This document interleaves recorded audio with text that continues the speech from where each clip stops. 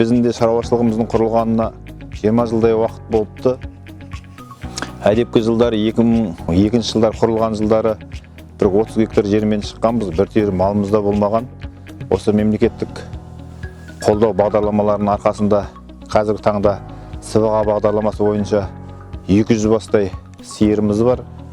Құлан бағдарламасы арқылы 200 бастай жылқы алып, соны асылдандыру жұмыстарымен айналысып жатырмыз. Елбасымыз айтқандай, ауыл шаруашылығы ел экономикасының драйверіне айналады деген мақсатта осы еліміздің экономикасына өзіміздің үлесімізді қоссақ деп жұмыс жасап жатқан жайымыз бар.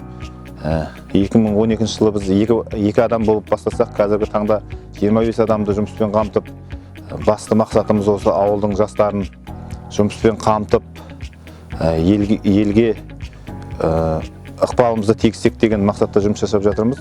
Өндірілген еттерімізді осы облыс көлемінде әлеуметтік магазиндерге арзандатылған бағамен орталық қалалық базарларда, жәрмеңкелерде арзан бағамен халыққа таратамыз. Және де бірнеше қайырымдылық жұмыстармен айналысамыз.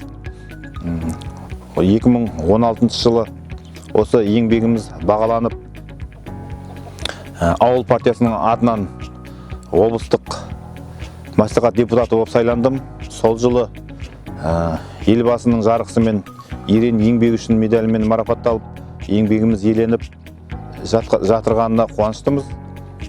Қазіргі таңда енді 25 адамдай жұмыспен қамтылып жұмыс жасаймыз. Жем шөпті өзіміз дайындаймыз. 30 гектармен бастасақ, қазір 100 гектардай күріш егін егеміз, 100 гектардай жоңышқа егеміз. Солардан өзімізге керекті жем шөптерімізді дайындаймыз. Жаңа көрсетілгендей күду агрегаты арқылы жаңа жоңышқа шөбін, қамыс пресін, сабан пресін араластырып, майдалап, ұсақтап, жаңағы атқот қалмайтындай дәрежеге жеткіздік. Осы бордақылаудағы ең бірінші козырымыз десек те болады. Мінекей өздеріңіз көріп тұрғандай, өзіміздің еккен бидайымызды өзіміздің агрегатымызбен әртүрлі фракцияда майдалап, жаңағы малға сіңімді болу үшін соны ұңғып тартып беріп жатырмыз. Және де мынау биыл үлкен осы құрылыстарымызды салып, келешек осы жерге үлкен күріш ақтайтын зауытын құрсақ па дегенде ойымыз бар. Және де осы 5000-нан 7000 тоннаға дейін кететін күріш қоймаларын салдық.